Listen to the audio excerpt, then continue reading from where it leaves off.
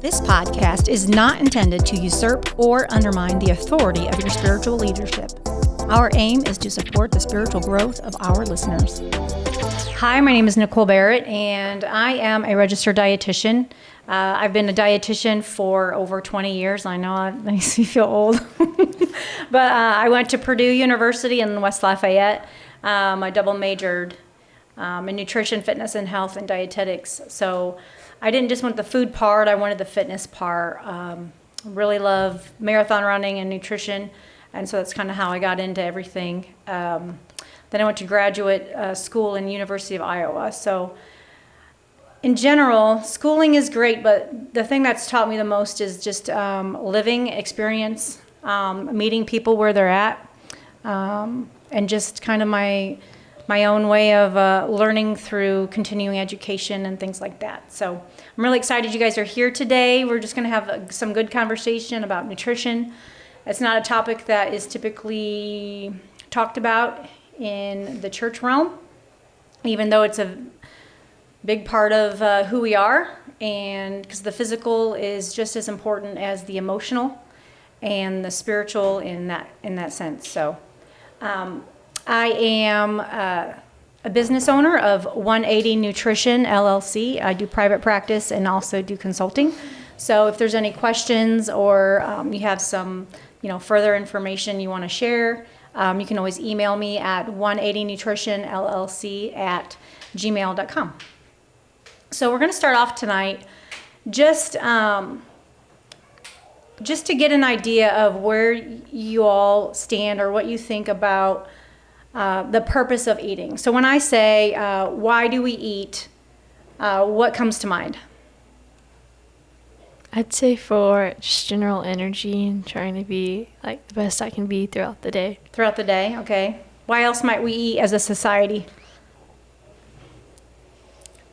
What is the purpose of food? A lot of times, we have get-togethers and there's all these different things like around food. What is it about food? I think in some ways it brings comfort. Comfort, okay. It can be, a social thing. Sometimes we eat because we are bored. Sometimes we eat because we are stressed. Yep, stress eating. That's very common. Yes, for those who are emotional eaters and have bought that and struggled with it. But typically, food is supposed to be something that we get nutrients from. Yeah, the if basic we're form. eating the right foods. Nutrients from food. The Bible talks about breaking bread. And there's a reason why we break bread is because when we're around the food table, we are supposed to connect and communicate. How much connecting and communicating do you think we're doing these days when we're eating food? Not much. Not much. So, purpose of food, basic nutrition, providing nutrients for our body. However, we've kind of, in the United States, we've done things where we do things in excess, and we do things really not what they're intended for. So, a lot of these medications are off-label, and we do things not what they're permitted to do in the first place. I would say food can be that way too. So in Hippocrates, he said, let food be thy medicine and medicine be thy food. And he said that on purpose because our food is for nutrients and our food is for our well-being. However, we've changed it and adjusted it where food is now comfort. Food is now our addiction. Food is now a means for us to have quick energy. Everything's quick. And it's not about breaking bread together and enjoying a meal together. And there's actually purpose behind eating calmly and sitting together with food. Studies actually show when you eat in a stressed way, where your cortisol levels, which is your stress hormone, when you eat in a stressed manner during a meal, you actually, your body actually changes and you absorb and you store fat easily with your insulin because of that stress hormone, that cortisol level. So I would recommend if you're in that rushed state or that, throwing it in your mouth state, I wouldn't even eat at that moment. You really need to be calm when you're eating if you're worried about weight management in general. So, but with purpose for eating, why do you think churches, or why do you think people struggle with eating healthfully? I think it's a society that we live in because we are constantly in a hurry. There are so many demands, and a lot of times we do it to ourselves. We stretch ourselves thin. And so if Struggle we with don't- boundaries, yeah, setting struggle- limits. Yeah, most definitely. And if you don't take the time to really put thought into it, maybe even planning out those meals, then it's very easy I'll just go through the drive-through. Right. I'll just pick up something from there. And we know that is very unhealthy. Right, to some extent. Yeah, drive-through's gotten a little bit better with choices and things, but we are very busy as a society. So with convenience comes, I feel like it's just our society as distractions. Do you feel like just everybody's just kind of distracted? Do you feel like when we eat, we're mindful? Do you feel like we're mindful when we're eating? There's a new thing called mindfulness when we're eating, to actually taste the food we're eating, to be calm. Sophia, what do you think? How do you feel like when you're at school and you're eating, do you feel like it's just rush, stuff it in and go to the next thing? Right now with working in the summer, it's definitely, I'm not looking at like the kind of food, just what's going to give me the most calories and like get me through the day, and like the shortest amount I have to eat, just being in that rush to get there. And like being so like on the rush at my job. Yeah, everything just seems rushed. Yep. And I know even in the medical field, which I work in, is, they have the worst eating habits. The nurses, they don't eat all day, and then they're stuffing their face with food at night, and then caffeine all day, and that just messes with their mood and blood sugar in general. So yeah, I think our rushed society, and who do you think is going to change that? How can we, do you think society is going to change when it comes to being rushed? No. So if we're eating in a rushed manner, and we know that, food is for our nutrition, and right now it's basically for just filling our bellies, and we'll just get whatever we can. It doesn't matter what it is, let's just put it in there to fill it up. I feel like we need to be that change. So we need to be that change where we say, we don't want to be conformed to this world. And so whenever I feel like the world is like pushing and in a certain direction and rush, we don't want to be conformed where we're doing those things. And we actually have to, slow down and decide and be mindful when we eat. Also with just having a Sabbath, having that one day a week where we rest, that's even important. And fasting, later on in some of the podcasts, we're going to be talking about fasting and the importance of fasting, and just resting and slowing down and slowing that cortisol level down, so that way we can actually utilize the nutrition that we get from food. Because food is, what is the ultimate purpose of why we would want to eat healthy? When it comes to who we are as individuals and who we are among a body of believers, why would we want to eat healthy? Well, for one, we want to take care of ourselves. So stewardship of our body. And being that example. Being an example as in balanced. Okay. Living a balanced life in an unbalanced world. That's kind of like what our pursuit a lot of times in many things, finances and religion and things of that, is just trying to find that balance in an unbalanced world. Okay.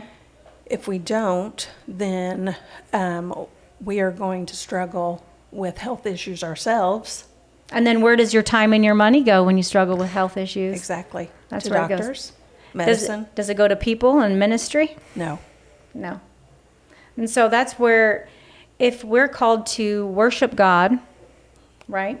So Yes. worship God, I think that we can worship God through our eating. And we ask for a blessing over our food, and what kind of blessing do we have when we know that it's not something that will actually benefit from us, to us? Do you think we're going to get a blessing from that food? No. That's more of just a filling Right. up. It's interesting that some people will feed their dogs and cats better than they feed themselves. Yes, that's sad. So I just think what it is it's just realigning our thought processes. And a lot of times our purpose with eating, we have a bigger calling. We are here to worship God, and the Bible says in everything that we do, everything, eating, drinking, we worship God with our behaviors, our motives, our thoughts. Are we going to be perfect all the time? Never, never. So I think with just worship, food can be a form of worship. Now, it can go the other route where there's like people can make it a religion where it's like, nothing toxic touches their lips, or they get very self-righteous about how healthy they eat. And then you can go the opposite spectrum where people don't care anymore. They're just like, well, I'm already sick. I might as well just eat junk anyway. It doesn't matter. There's no hope. So there is that balance. But I do think in general, our purpose is to worship God in all that we do, and to do ministry and be a part of the body and connected. And so part of that is the goals to get there is to try to steward our bodies and exercise. I wouldn't even say exercise. Let's just say joyful movement. Sometimes the word exercise, people are like, oh, I want exercise. I'm not doing that. Anytime I'm running, somebody's chasing me, stuff like that. So joyful movement, because our bodies were made to move, right? Yes. So I wanted to also talk about the types of food that we have. So the number one killer in the United States is the American diet. It is. The American diet is the number one killer because it's cardiovascular disease is the number one killer. Number two is cancer. So cardiovascular disease is 100% preventable, meaning we can do something about it. And so that's wthat if you want to die faster, you just eat a lot of high saturated foods and, isn't that a funny way to put it though? Die faster? Because if you think about it, instead of saying let's eat healthier, let's put on there like how not to die, how not to die faster. Yeah. Or how to, thrive instead of survive or whatever. So cardiovascular disease is the number one killer. And then cancer is number two. And so there are foods that we can eat. And of course, AI and all of these different things, you can figure out what is in, what foods to eat for this and what foods to eat for that. And to be honest, when they did a lot of research, in one of the books that I've read, and it's actually this one over here, and I recommend it. It's actually How Not to Age. He has a book called How Not to Die. But it's Michael Greger, MD.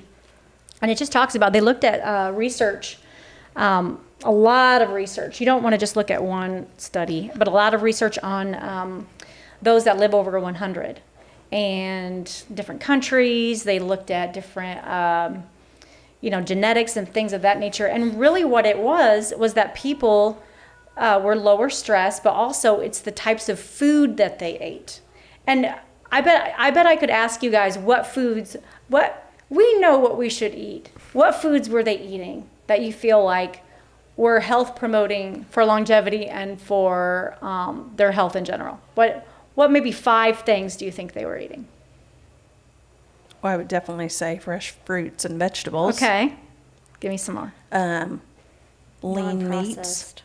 Non-processed. So healthy, like fish, things of that nature. Okay. Mm-hmm. What are some other things that are not meat related that we kind of have in this United States? I'd say dairy products or like unprocessed flour. Unprocessed flours. Like corn. Nuts and beans. So things that are plant-based. Mm-hmm. So I find it interesting though. Okay, Adam and Eve, we're going to go back to the garden here. I'm going to put this over here. Back to the garden here. So Adam and Eve, what do you think they ate?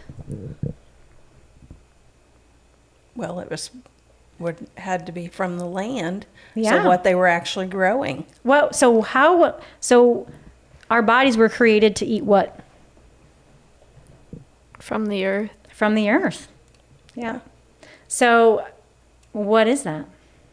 What comes from the earth? I'd say things like that naturally occur, Yeah. strawberries, Fruits. Yep. Things, whole grains. Yes. Whole grains, fruits, vegetables, nuts, and seeds, and berries. Yeah. So sometimes people will say, oh, well, we have these incisors on the sides of our mouths. I'm like, well, that's good, but that also rips an apple pretty good. We weren't meant to eat meat because, they were kind of nice to each other back in the day, Adam and Eve in the garden. So I will say our bodies are broken because of a broken world, but that doesn't mean we have to live in a broken way, and we can do our best. Thanks for tuning in to the HV Church podcast. We hope this episode encouraged and inspired you in your walk with God. Don't forget to subscribe so you never miss an episode. And feel free to share this podcast with a friend or family member who might need to hear it. If you want to learn more about HV Church or connect with us, visit hvchurch.com or follow us on our social media pages. Thanks again for listening, and we'll see you next time.